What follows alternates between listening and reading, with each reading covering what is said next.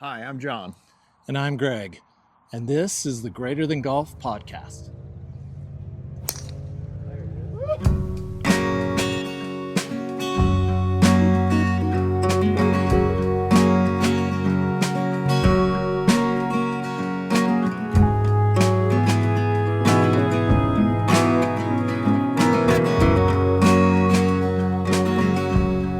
All right, well, welcome back to the Greater Than Golf podcast. We're glad that you've come back to join us. If it's your first time here, then welcome. Yeah, welcome.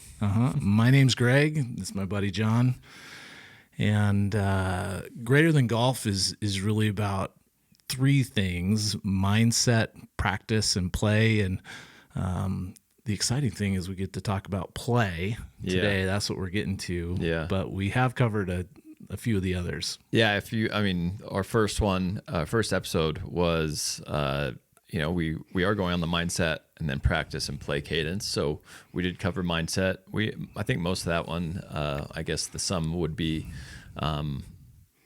like searching out within yourself, figure out where some maybe self-beliefs are coming in that aren't exactly true, and sussing them out and trying to clear off maybe some of those and more get into what is really true about ourselves.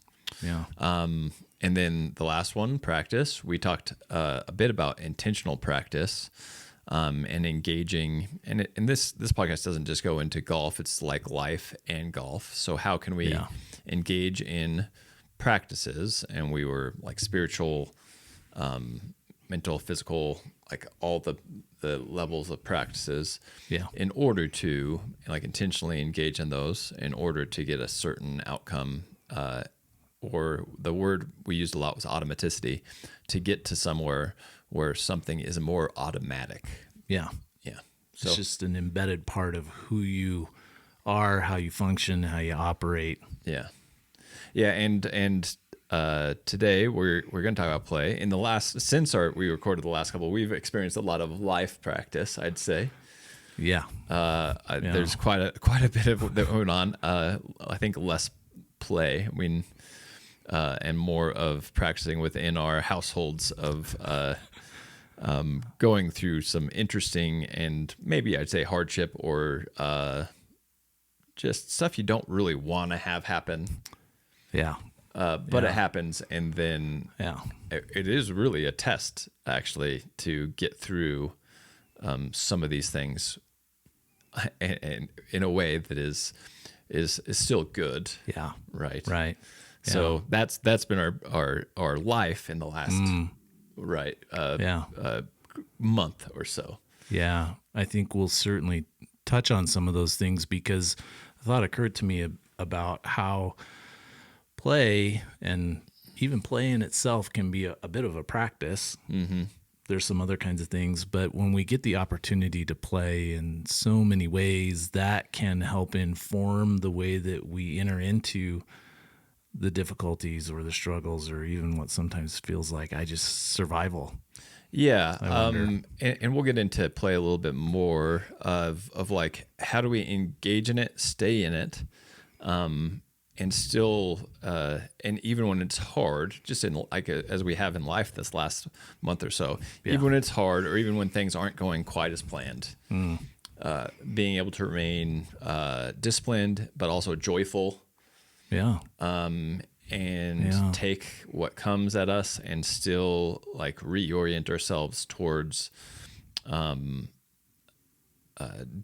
playing or engaging in life in a way that is just really maybe honoring of God and honoring of like the blessing it is to actually just be able to engage in God's creation.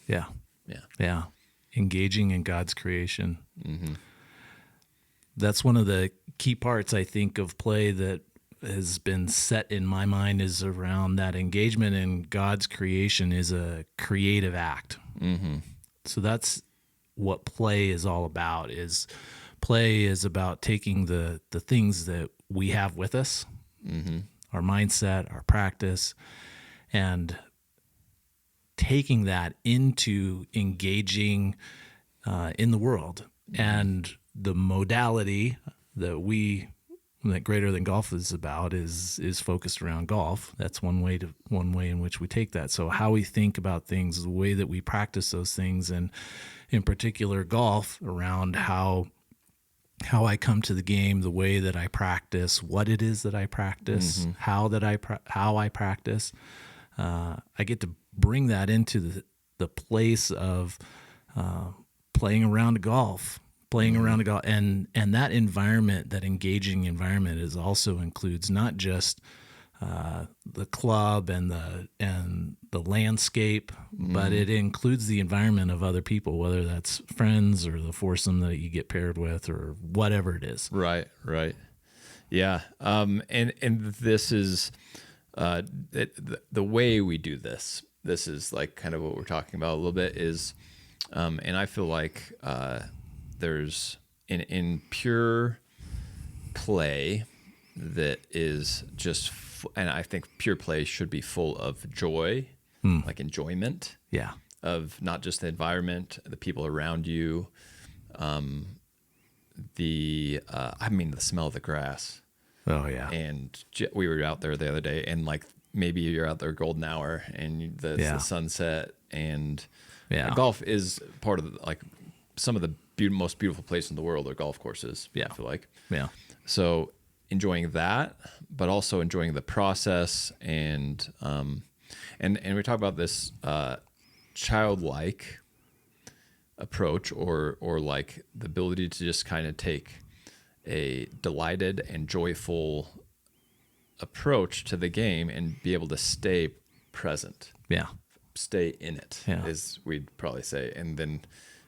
And when the circumstances come that would take you out of that enjoyment, being able to re-engage with, and when I think about childlike, I think about curiosity, and just kind of like a fearless kind of innocence. Yeah. To it. You know, it's interesting about all those things that you were talking about is my dad and Isaiah, my 17-year-old boy, and my aunt are all going to go play golf in Scotland and Ireland.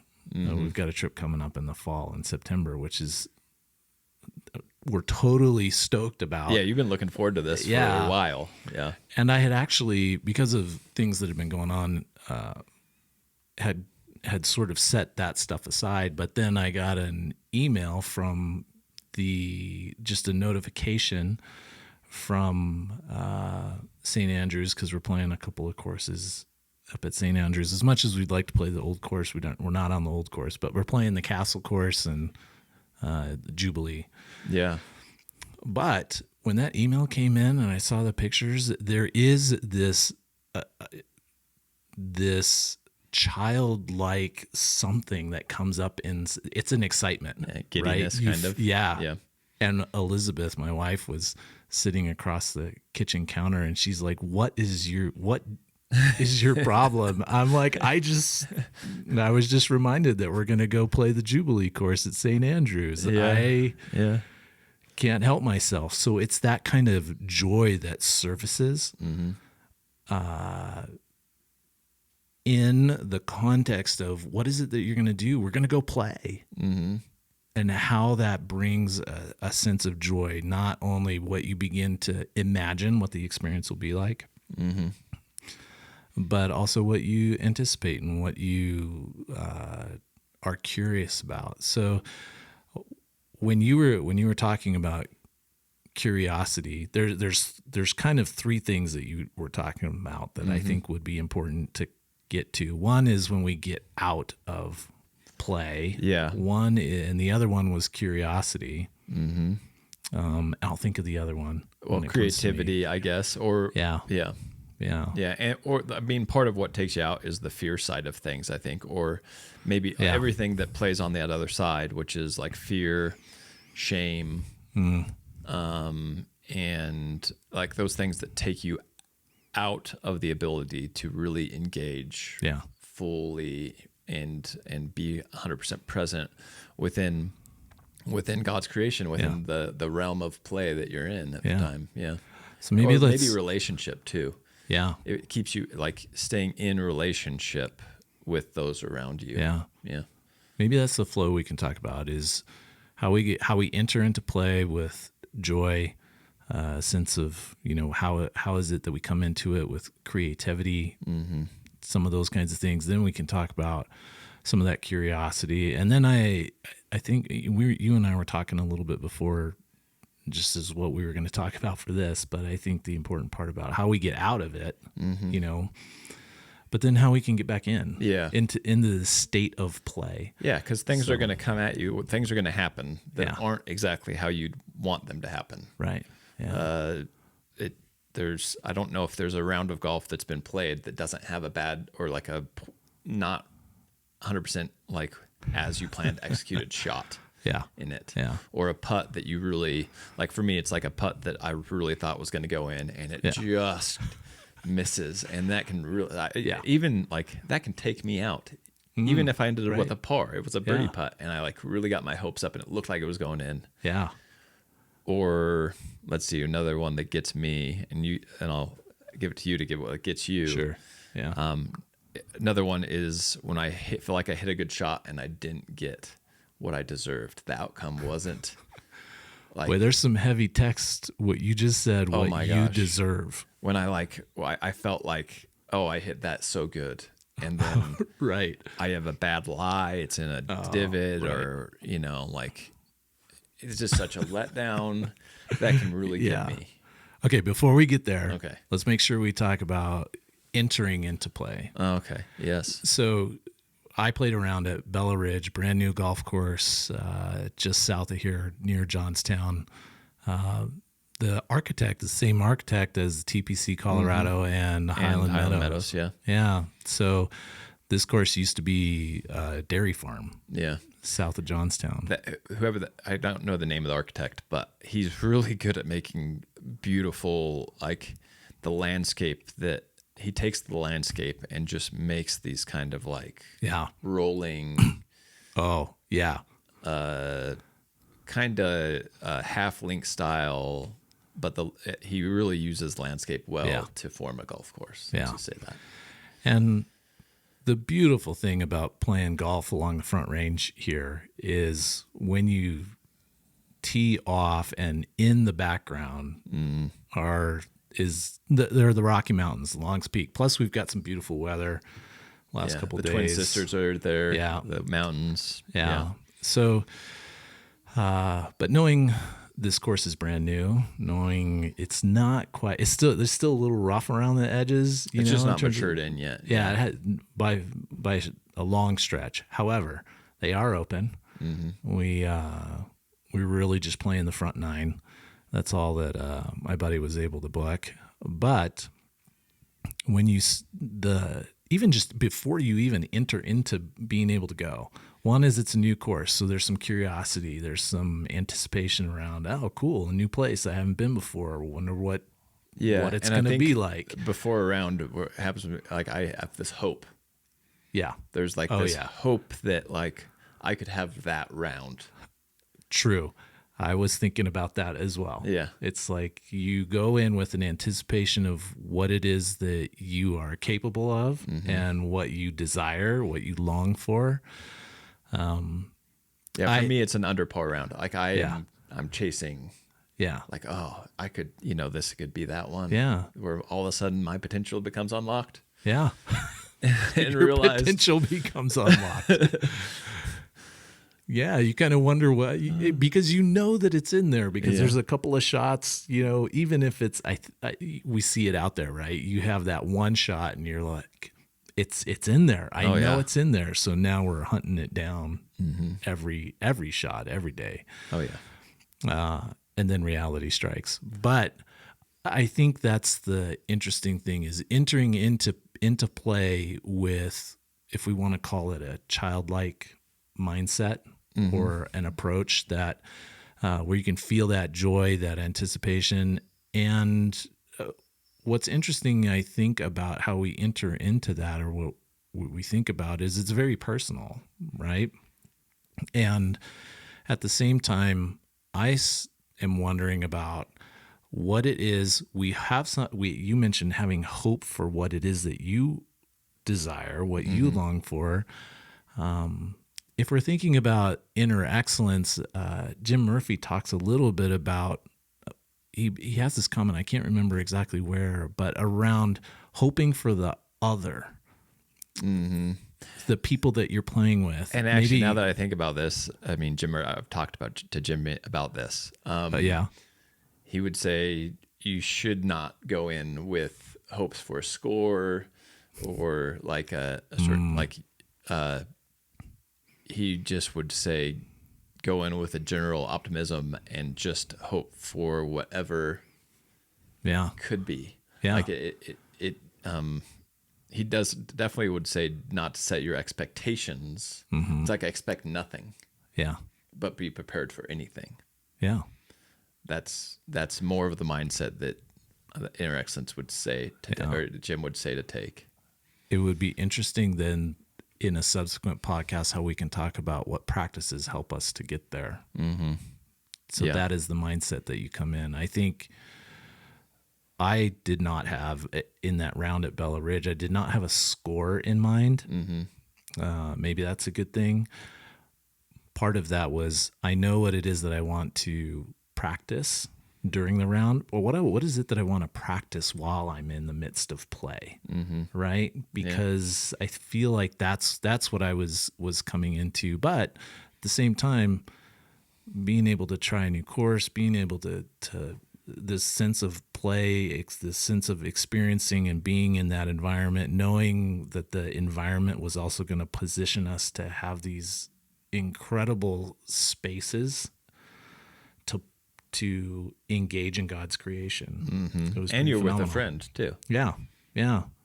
Sean McCombs, you know Sean. Oh, you're with Sean. Yeah. So I'm sure the conversation was just absolute. I mean, I'm sure there's laughter abound. There's laughter because, his handicap is way off the charts. So it makes for entertaining conversation for sure. Yeah. And Larissa, his wife, is learning how to play. It was the first time that he and Larissa, because they have a brand new 3-month-old kiddo named Maverick. Mav.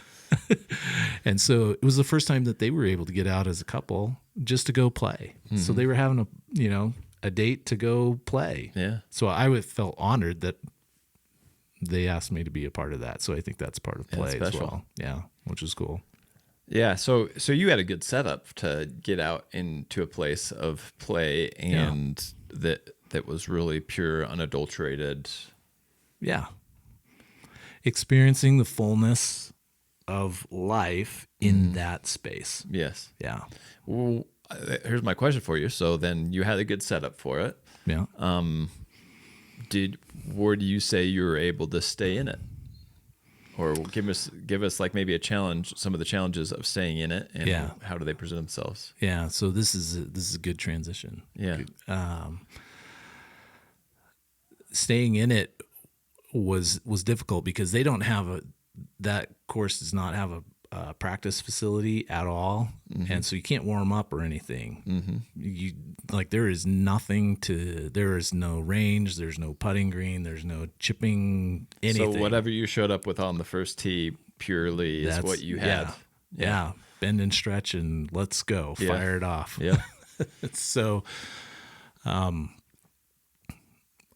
getting out of it, I really struggled because off the first tee, Long's Peak is in the background. It's gorgeous. The sky was beautiful in the early part of the afternoon before it started to gray up. So I'm guessing the picture in your head of your drive off that first tee was like this towering. Oh shot yeah, that just absolutely. You're just firing it off into the west, and it's pretty fantastic. I mean, like where you're firing is like, what do you aim at? Well, we're going to aim for that 14,000 foot peak that's off in the distance because that's how it was designed. It was genius. Yes. Fortunately, though, the drive, the first drive, you're thinking, well, we're just here. I'm curious, right, where this is going to go. but there's some confidence there just from what I've been practicing. So we'll just keep it low and slow, I guess is one way to put it. Just make contact in the middle of the face, and it went off to the right and ended up in the dirt. It's really easy. There's dirt everywhere, right? Yeah, because it used to be a dairy farm, and now it's all just prairie dirt. Where I got out of it, where I was struggling to not get out of it, is second shot out of the dirt. There's a tuft of grass like sitting right behind my ball, right? And so you find yourself in a circumstance where it's not optimal. Right. And sure enough, it's like that tuft of grass grabs the club face, and ball goes maybe 30 yards further off, or further off, kind of down to the right. Yeah. So I was already on the right side. So now I'm in soft dirt, kind of down low. And this is where you and I were getting into where, all right, so now I'm close enough to use my wedge. So now I'm going to go pitching wedge about 100 yards to the green, but uphill lie in soft adobe dirt, right? Yeah. And so now I'm thinking, all right, well, totally doable, but here we go.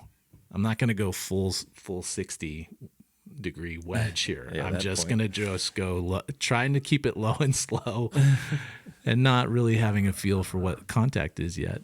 So second shot, I get super way too far behind in the dirt, so that thing flubs about, instead of 100 yards, more like 40 yards, right? Into that false front kind of grass, but it's still kind of tufty, And so now here I am with that 60-degree that we've talked about before. Yeah. In a crummy lie. And so here's the thing though. I think I didn't find myself out of it because first I'm thinking, the first couple holes I'm just going to warm up. So you kept reasonable expectations, at least. Reasonable expectations. Yeah. And it ended up being, it's a par 4 relatively, but I had a great drive relatively, because the contact was good. So that kind of kept me going. And I'm thinking I'm playing with Sean and Larissa, and we're just talking and having fun. So I think that was part of what helped me stay in. For that one. But I know that if I was playing in a foursome without Sean and Larissa, if it was just me, I probably would have fell out pretty quick because of the anxiety around, performance and getting into it and getting frustrated and then getting embarrassed and then feeling like humiliated. Because sure enough, that 40-yard with my 60. Yeah. So this gets into like a little bit of so you're able to stay in because of right expectations, and weren't like, didn't you find yourself in shame, right, or like fear? Did you ever find yourself on, like, when did you find yourself in either of those, or maybe even lack of trust? Because I feel in yourself, because I feel like those might be the some of the three like main outs of like to get out of this and into whether it's like I've broken a club once or twice, like the anger piece of things, or broken a club on purpose. Well, I don't know. Yeah, never on purpose, but out of anger and disappointment and all the things that come from, like, when I had certain expectations and they didn't meet, and like my body didn't do what I thought it should do. Yeah. Swing didn't happen like it really should. Right. Contact's not there, and you just feel like it's tough. Yeah. I feel fortunate that I didn't feel like I fell out, like I know that I can. Mm-hmm. I think that was because of context of environment, context of playing partners, context of play in the sense of what expectations were for scoring. How much do you think of that is because of the work we've kind of done or you've done on your mentality, having the right mentality going in, and then the intentional practice of that? I think all of those, I could feel or have a sense that those things were had an underlying impact on that. And so, what's interesting about that, I think, is what helps us stay in instead of falling out is hope. Quite honestly, I'm wondering here. Explore this idea with me. Is that some of the work that we had done, some of the both on mindset and just in practicing, plus my own practicing, getting a feel for what this is and having some success there, and then being able to go and have an environment in which to put those things into place. I've been wondering an idea about how these things stack together, right? What is the foundation? That's your mindset. What is the next layer? Or what are some of those kinds of things? There's, and what sits on top of that is, in many ways, hope. You come in with hope. You are hope, but that hope is joy-filled hope. And that allows you to play with a certain kind of, well, I'm not going to fall out of it. Do I fall out of it to the point where I get so angry Isaiah's gotten angry enough that he broke his 7-iron. With a 17, with a teenager and watching it. I mean, I've taught high schoolers. I could, the boys just get angry. It seems like, just get angry, and all of a sudden, and we've all been there. We saw Sergio. Oh gosh, wow! It happened to Sergio on the public stage. That thing, he's not trending very well on TikTok right now. No, it's not. But we can't say that we're immune to that. No. At all. Yeah. However, I do wonder, with a certain mindset, and we start layering these things, it's almost like a stack. We stack things on top of each other so that when we get into that point where, quite frankly, by the time I'm putting, I'm like, I'm putting for 6. And for how double to bogey, not like just be like, get me out of here. Right. And still engage. Yeah. In a way that is like, because I've been plenty of times, and it happens sometimes, where I have a disappointing, or just a near miss. Yeah. You know what I mean? And like the hope of, like, in the moment, the ball is rolling towards the hole. Yeah. And then it just goes, and all of a sudden just like this. Turns short. And then, or short or long, and it just keeps rolling down the hill. Right. Yeah. And instead of, and these are the little micro pieces, micro outs. Yeah. Is the near miss keeps rolling down the hill after almost going in. Yeah. And then I have a 5, 6, or 6 footer coming back, which really should require me to go through my full process. Yeah. And to give the shot its due. Right. And I'm just stepping in, and I'm just knocking it back towards the hole. It misses again. Yeah. And if I'm truthful, I would write down a bogey. Right. Which is sometimes in my mind, I'm like, oh, that was a par. Honest. Like, that's my honest. Right. Like, own self sometimes doing that. Yeah. So those are the micro outs, like, that like, can happen. Yeah.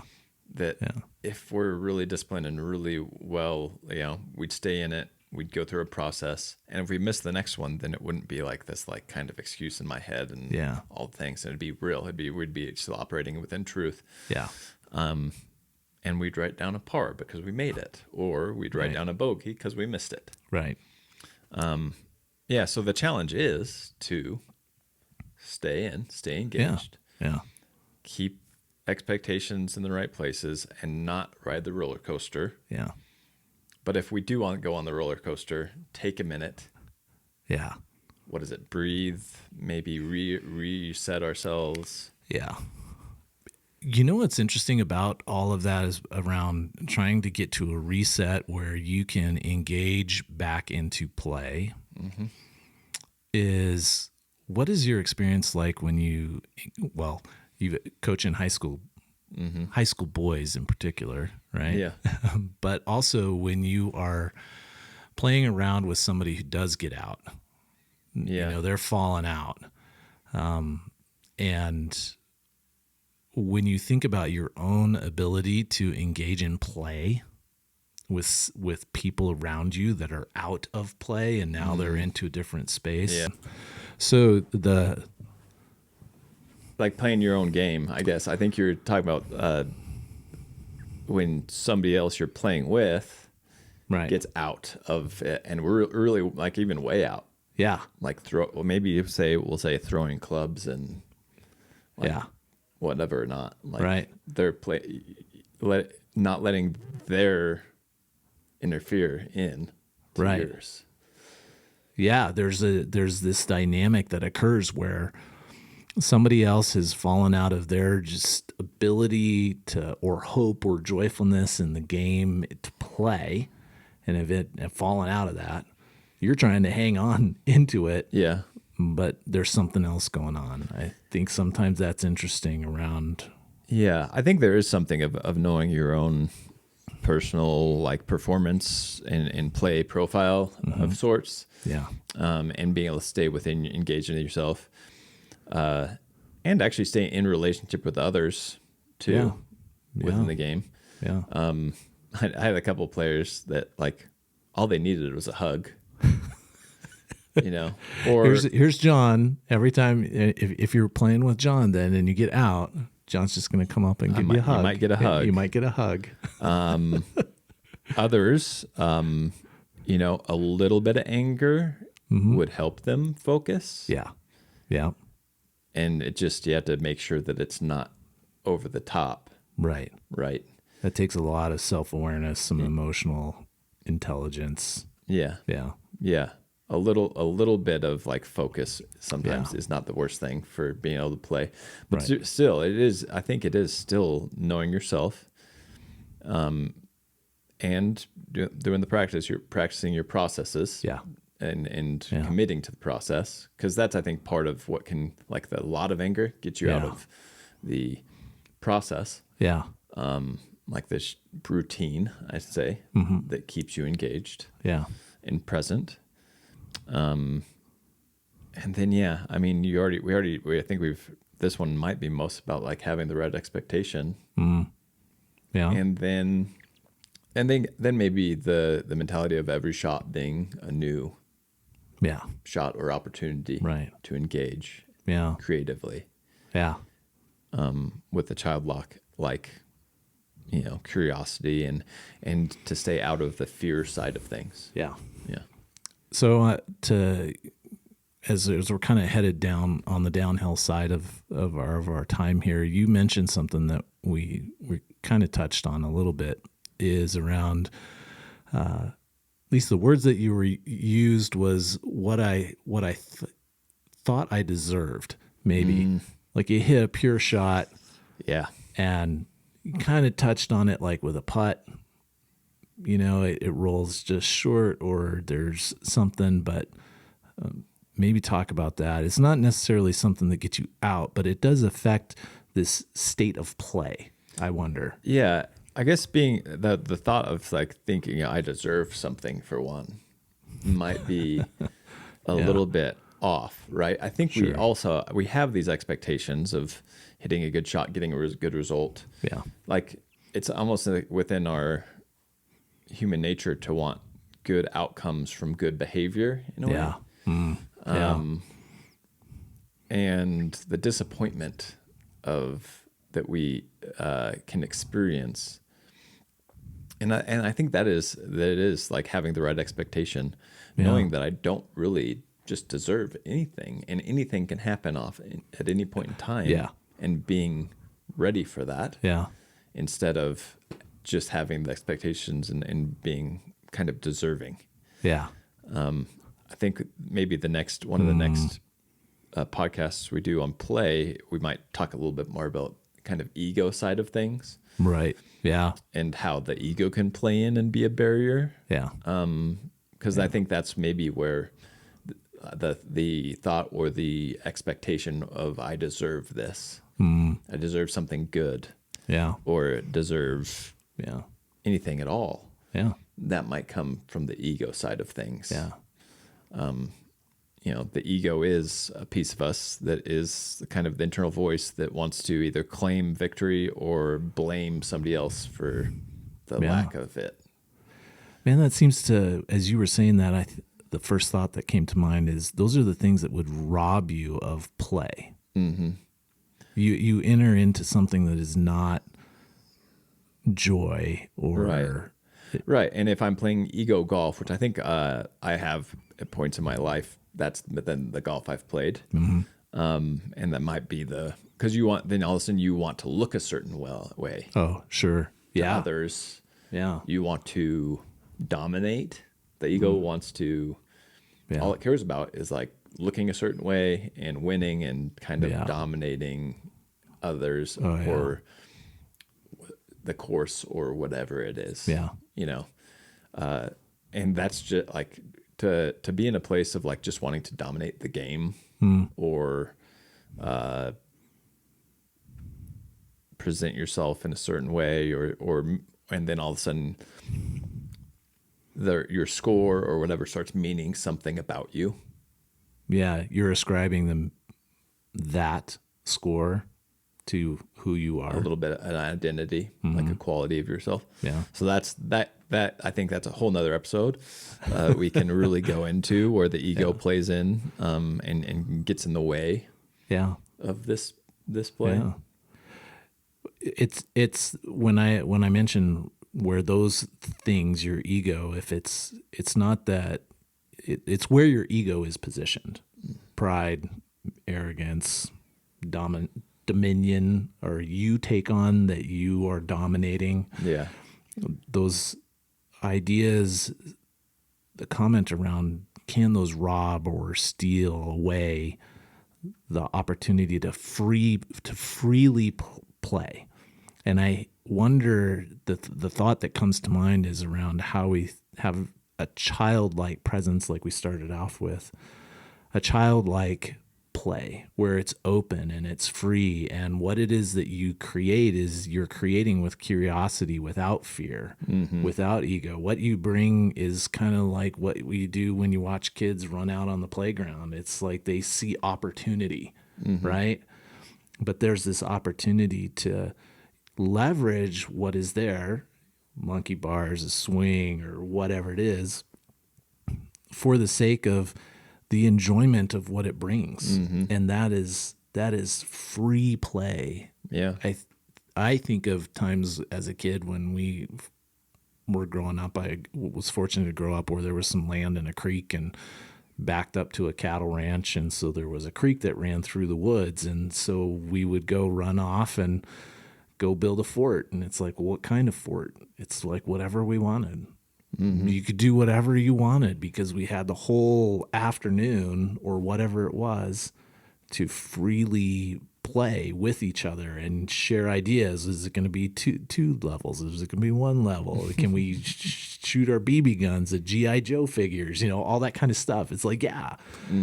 And I wonder if our golf games can be like that sometimes there's competition, sometimes there's other kinds of things, and we can get into that on other kinds of things, but it's like, yeah, it makes something about the compelling nature of going out and playing golf is part of that free play. It's hanging out with people and sharing ideas and loving on each other in the sense that, hey, that was fantastic, that shot that you had. I know that I'm going to receive that when that happens, or we can laugh, or whatever it is, or there's a creative shot that you could try and somehow it has success, or cheering each other on. And even if it's and I think that's like, we'll get into another, like, okay, if we're in competition, can we still engage this way? Right. Yeah. And is that actually the path to optimal performance? Right. Which I'd argue it probably is.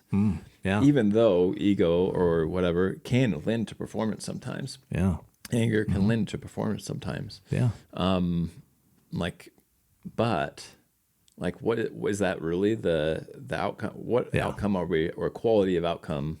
Yeah. Are we really looking for personally? Yeah. It's kind of the question I'd like to leave us with is, okay, when you go out there, do you have the right, start like we talked about? Yeah. And then what really are you looking for as far as what's like the, I don't know, I don't want to say success. Yeah. But like, what defines a really like meaningful or quality round of golf? Yeah. That's a good question. Yeah. Yeah. So what is that? I mean, I think we can leave ourselves with that question a little bit. Yeah, we'll let that sit there. I think that's a good question for people to think of. I have a thought in my head around what that looks like. Yeah. But maybe we can keep pulling on that thread into the future. So, yeah. I'm excited to talk more about play. I feel like there's a lot to I'm go excited on. to get out there and play. And play. It's been, I mean, I always want to go out to the course. And there's been definitely some interruptions lately that have gotten in the way of that. Yeah. So it's been more on the mentality and practice side of things in life and in golf for me lately. So I'm definitely looking forward to getting out there and actually engaging in what we've been practicing to see, what will happen as far as, the level of joy maybe the next round brings. Yeah. And hey, maybe the quality of play that happens. Yeah. Well, thank you for joining us for Greater Than Golf for this discussion around play. Ultimately, what we hope is that things like mindset, your practice, and how you play pulls us all into experiencing the fullness of life. Yeah. That's the state in which we long for. That includes having hope, being joyful, even when things are hard and you don't get out to necessarily play. But that is the objective of Greater Than Golf. It's the medium from which we can talk about how to experience the fullness of life. And a full life includes hope and joy and fantastic and free play. Yes. Yeah. Indeed. Awesome. Thanks, Greg. Thanks, John. See you later. Bye. Bye.